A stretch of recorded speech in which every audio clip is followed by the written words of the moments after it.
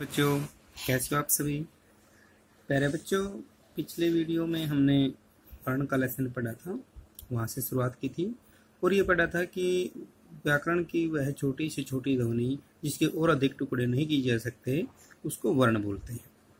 ठीक है, तो सबसे छोटी ध्वनि होती है वर्ण, इससे छोटा कुछ भी नहीं होता व्याकरण में। फिर हमने पढ़ा था कि वर्ण के दो भेद होते हैं, स्वर और व्यंजन। फिर स्वर इसे कहते हैं जिनका उच्चारण करते समय किसी दूसरी ध्वनि की सहायता न लेनी पड़े, या जिनका जो उच्चारण करते समय मुख से आती हुई हवा ज़्यादा रुकावट नहीं रहती, कहीं पे वो सीधी सी आ जाती है, तो उसको स्वर बोलते हैं। और हमारे हिंदी में जो स्वर हैं वो 11 स्वर होते हैं।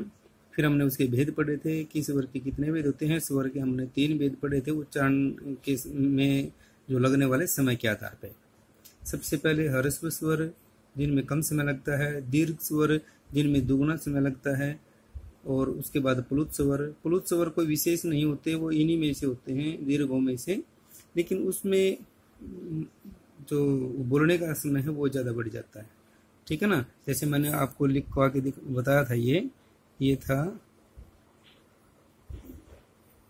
ओम, ऐसे बताया था ये प्लुत स्वर में आपको।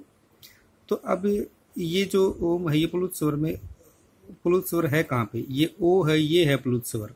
क्योंकि आपने देखे ये क्या है, ओम में ये क्या है, ये गिनती का 3 है। देखिए मैं दोबारा से लिख के दिखाता हूँ आपको, ये ऐसे है, ऐसे लिखा हुआ मिलता है आपको। और इस 3 का मतलब क्या है कि इस ओम का उच्चारण हम 3 मात्राओं के समय जितना करेंगे और लंबा करेंगे, ओम ऐसे बोलेंगे। ठीक है, तो ये 3 यही इंडिकेट करता है। तो बहुत सारे बच्चे इसको लिखते भी गलत हैं, इसके ऊपर से ऐसे सीधा डंडा खींच देते हैं जिसको शिरोरेखा रेखा बोलते हैं, वो नहीं खींचना है, क्योंकि संख्या ही है और संख्या के ऊपर हम कभी भी डंडा नहीं खींचते। ठीक है, तो उसके बाद ये स्वर के भेद थे। फिर हम व्यंजन पढ़ा था हमने कि व्यंजन किसे कहते हैं। व्यंजन वे ध्वनियाँ जिनके बोलते समय हमें स्वरों की सहायता लेनी पड़ती है, या कुछ रुकावट के साथ जो ध्वनि बाहर निकलती है प्राणवायु, तो उसको हम व्यंजन बोलते हैं। यहीं तक हमने पढ़ा था। तो आगे हम पढ़ेंगे कि व्यंजन के कितने प्रकार होते हैं।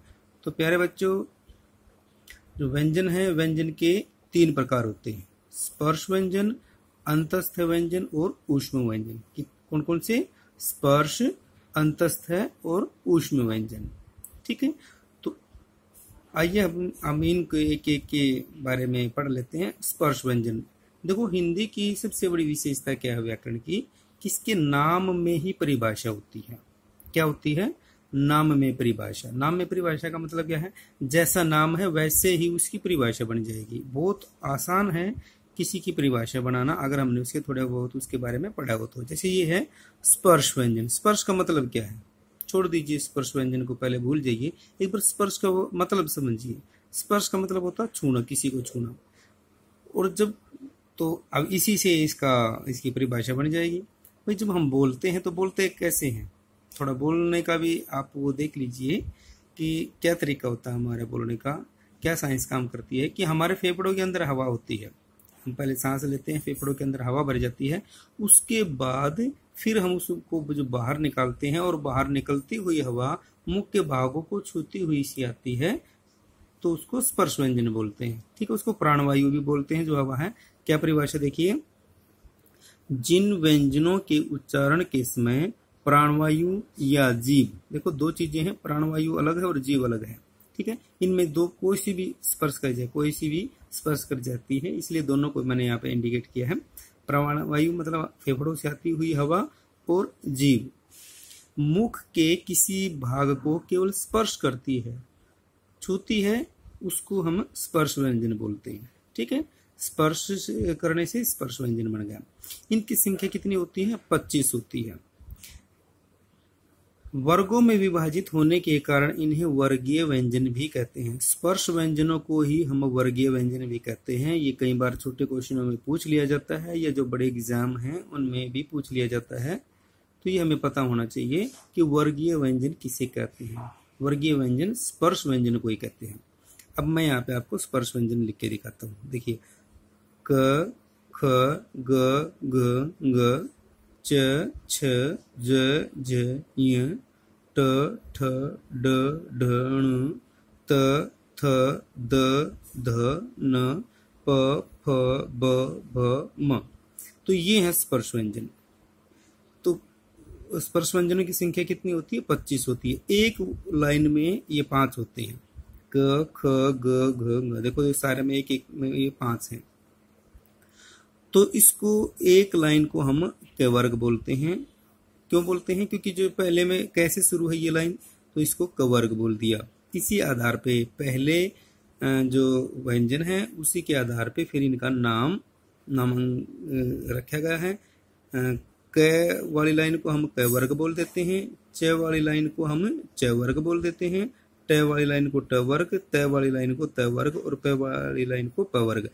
अब ठीक है, तो 5 ही वर्ग हैं ये, 1 2 3 4 5, और एक लाइन में कितने हैं? 5 ही हैं।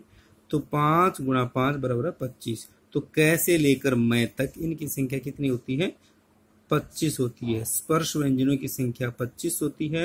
इन्हें वर्गीय व्यंजन भी बोल देते हैं। क्यों? क्योंकि ये वर्गों में विभाजित होते हैं, इनका अपना वर्ग होता है। ये क वर्ग है, च वर्ग है, ट वर्ग है, त वर्ग है, प वर्ग है। ठीक है, तो ये तो था स्पर्श व्यंजन। आइए हम अंतस्थ व्यंजन पढ़ते हैं। अंतस्थ व्यंजन, जिन व्यंजनों के उच्चारण के समय प्राणवायु, प्राणवायु आप समझते हो ना, जो अंदर से जो आती है हवा, उसी को हम प्राणवायु बोलते हैं, मुख के किसी भाग को बहुत कम या न के बराबर स्पर्श करती है। बिल्कुल छूती हुई सी लगती ही नहीं, ऐसा लगता है कि जैसे वो सीधी ही आ रही है। बहुत और छूती है तो बहुत कम छूती है, बहुत कम स्पर्श करती है, इसलिए उन्हें स्पर्श अंतस्थ व्यंजन कहते हैं। ठीक है, स्पर्श व्यंजन में तो अच्छे से स्पर्श करती है, अंतस्थ व्यंजन में बिल्कुल न के बराबर स्पर्श करती है। अब मुख के भागों को स्पर्श न करने की विशेषता स्वरों की होती है। स्वरों में हमने की विशेषता 2 बताई थी, मैंने आपको याद हो कि एक तो उनके बोलने में किसी की सहायता नहीं लेनी पड़ती दूसरी ध्वनि की, और दूसरा उनका जब उच्चारण करते हैं तो रुकावट बहुत कम होती है, न के बराबर होती है। और यही विशेषता इन अंतस्थ व्यंजन की है। तो अंतस्थ व्यंजनों को हम अर्ध स्वर भी बोलते हैं। एक नई बात हो सकती है आपके लिए, लेकिन ये बहुत जरूरी है, याद रखना है। इन्हें अर्ध स्वर भी बोलते हैं। कौन कौन से हैं ये? अंतस्थ व्यंजन 4 होते हैं, इन्हें अर्ध स्वर भी बोलते हैं। य, र, ल और व, इनकी संख्या 4 होती है। तो 25 तो वो हो गए थे स्पर्श व्यंजन।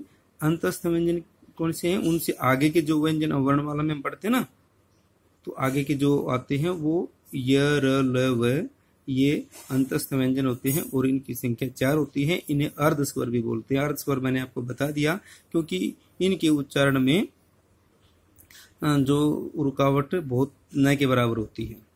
ठीक है, तो अर्ध स्वर को वैसे जो आज के समय में जो मान्यता मिली हुई है, इनमें से केवल ये और व को मिली हुई है। तो कई बार पूछ लेते हैं कि अर्ध स्वर, वैसे तो ये सारे अर्ध स्वर माने जाते हैं, लेकिन फिर भी ज्यादातर मान्यता इन 2 को मिली हुई है, ये को और व को। ठीक है, अच्छा ये और व तो हो गए। अब र के बारे में देख लेते हैं। र को के 2 नाम हैं, परकंपित है भी कहते हैं इसको र को, और लुंठित भी कहते हैं। परकंपित क्यों कहते हैं? जब हम र का उच्चारण करते हैं र, तो आपने देखा कि जो जीभ है हमारी वो कंपन करती है, कंपन करने के कारण ही इसका नाम क्या रख दिया? परकंपित है। और उसी प्रकार से इसको लुंठित भी कहा गया। ठीक है ना, तो ये 2 नाम है इसके र के, परकंपित और लुंठित। और अब रह गया ल। ल को क्या कहा गया? ल को पार्श्विक व्यंजन कहते हैं। पार्श्विक व्यंजन क्यों कहते हैं?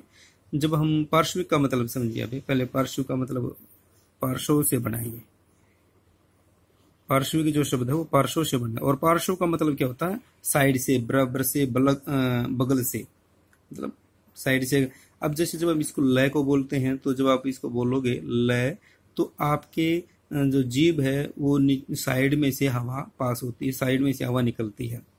ठीक है ना, इसलिए जब बोलोगे ना, तो जो जीभ की चोंच है वो तो ऊपर लग जाएगी मूर्धा पे, और उसकी साइड में से हवा निकल के आती है, तो उसको, इसलिए उसको पार्श्विक व्यंजन भी बोलते हैं। ठीक ठीक है। तो उसके बाद है ऊष्म व्यंजन। भाई स्पर्श व्यंजन हो गई 25, उसके बाद अंतस्थ व्यंजन हो गई, और उसके बाद है 4 ऊष्म व्यंजन आते हैं। ऊष्म व्यंजन देखो, ऊष्म का मतलब जो शब्द है वो किससे बना है? ऊष्मा से बना है।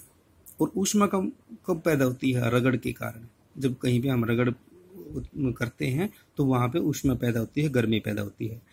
तो क्या है कि वे व्यंजन जिनके उच्चारण के समय मुख से आती हुई हवा मुख के किसी भाग को रगड़ती हुई सी आए, उन्हें ऊष्म व्यंजन कहते हैं।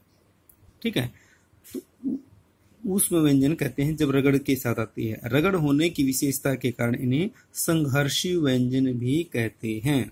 भाई संघर्ष होता है एक दूसरे के साथ, तो इसलिए उनको संघर्ष भी कहते हैं। संघर्ष का मतलब क्या है? रगड़ ही मानिए आप, ठीक है ना। तो 2 नाम है, संघर्षी व्यंजन और ऊष्म व्यंजन। श, श, स, है, इनकी संख्या 4 होती है। ठीक है, तो हर एक प्रकार के व्यंजनों के मैंने 2-2 नाम बताए। एक बार फिर मैं आपको बता देता हूं। देखो ये जो है स्पर्श व्यंजन है, स्पर्श व्यंजन को हम वर्गीय व्यंजन भी बोलते हैं। अंतस्थ व्यंजन है, अंतस्थ व्यंजन को हम अर्धस्वर भी बोलते हैं। और ऊष्म व्यंजन है, ऊष्म व्यंजन को हम संघर्षी व्यंजन भी कहते हैं। ठीक है, देखो मूल तो जो व्यंजन है वो इतने ही है हमारे। कितने हो गए? ये 33 हो गए। 33 कैसे हो गए? 25 तो स्पर्श व्यंजन 25 और 4 अंतस्थ व्यंजन कितने हो गए? 29, 29 और 4 33। ठीक है, 4 ऊष्म व्यंजन। तो मूल व्यंजन तो यही है, लेकिन कुछ जो 4-5 व्यंजन हैं वो आप और भी पढ़ते हैं, तो वो भी मैं आपको बता देता हूँ। इसमें उसको संयुक्त व्यंजन बोलते हैं। कौन कौन से होते हैं? जैसे अक्ष, त्र, ग, श्र, ये ऐसे होते हैं। ये सर ये थोड़ा सा गलती से लिखेगा यहाँ पे, मैं इसको यहाँ पे लिख देता हूँ ऐसे, श्रीमान वाला जो हम लिखते हैं ऐसे। तो संयुक्त व्यंजन बोलते हैं। संयुक्त व्यंजन क्यों बोलते हैं इनको? संयुक्त का मतलब क्या होता है? जुड़ा हुआ। ये व्यंजन 2 व्यंजनों को मिलकर बनते हैं, ये इसलिए इनको संयुक्त व्यंजन बोलते हैं। ठीक है, तो मूल स्वरों में नहीं, मूल व्यंजनों में नहीं आते हैं ये बने हुए हैं। मूल तो वही है कि जो अपने आप में है, ये तो बनाए गए हैं जोड़ जोड़ के, इसलिए है तो व्यंजन ही ये भी, लेकिन ये उनसे अलग होते हैं। तो क्ष, त्र, ग, स्र, इनकी संख्या कितनी होती है? 4 होती है। एक बार मैं आपको बता देता हूँ कि ये बनते कैसे हैं। जो जैसे क्ष है तो कैसे किससे बना है? आधे क से, और ये स से बना है। ठीक है, त्र है जो ये त और र से बना है। जब हम इनका वर्ण विच्छेद करते हैं ना, क्ष का तो ऐसे आएगा, इसका वर्ण विच्छेद ऐसे होता। ग, ग के बारे में थोड़ा सा जान लीजिए। इसमें 2 मान्यताएं हैं। जो हिंदी वाले हैं वो तो इसको कहते हैं कि ग और य के मेल से बना है, इसलिए हम इसको विज्ञान बोलते हैं, ग बोलते हैं, ग और य। लेकिन संस्कृत के जो विद्वान हैं वो इसको बोलते हैं कि नहीं, ये तो ज और य के मेल से बना है, इसलिए वो उसको ज बोलते हैं। जैसे विज्ञान बोलते हैं। आपने कभी रामदेव बाबा को बोला होगा तो विज्ञान कहेगा, कहते हैं वो ज्ञान कहेंगे। ज्ञान को ज्ञान, हम तो ज्ञान बोल देते हैं, वो ज्ञान कहते हैं। ठीक है ना। तो संस्कृत में ये ऐसे है, हिंदी में ऐसे है, संस्कृत में ऐसे है। गलत कोई सा भी नहीं है। हिंदी की ये मान्यता है, संस्कृत की ये मान्यता है। ठीक है। और श्रय, श्रय कैसे बना है?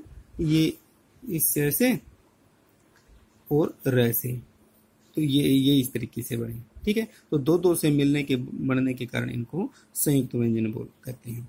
तो प्यारे बच्चे, उम्मीद करता हूँ कि आपको ये वीडियो अच्छा लगा होगा, बहुत कुछ समझ में आया होगा। क्वेश्चन बहुत बने हैं इसमें। अगर आप अपने आप क्वेश्चन बनाना और उनके आंसर बनाना, प्रश्न भी इसी में से बनाना और आंसर भी इसी में से बनाना। ठीक है। और आप क्या क्या प्रश्न बना सकते हो इसमें से, पूरे लेसन में से जो मैंने वीडियो बनाया है, तो ये कमेंट बॉक्स में है, उसमें लिखना, मेरे को क्वेश्चन बना बना के भेजना, ताकि मैं समझ सकूं कि भाई आपको ये अच्छे से बनाना है। या आपको आना चाहिए, प्रश्न भी अपने आप बनाना आना चाहिए और उसके उत्तर भी अपने आप बनाना आना चाहिए। ठीक है। तो ये बहुत अच्छा तरीका होता है। तो अपने जो टीचर हैं, जो होमवर्क आप करते हैं, उसमें ऐसे ही अपने मन से इसमें से क्वेश्चन बनाओ और वो उसको बना बना के उनको सेंड करना है। और प्रश्न बना के मेरे जो है कमेंट बॉक्स है उसमें भी जरूर डालना आपने। ठीक है। तो धन्यवाद। आपके उज्जवल भविष्य के लिए बहुत बहुत शुभकामनाएं। जय हिंद।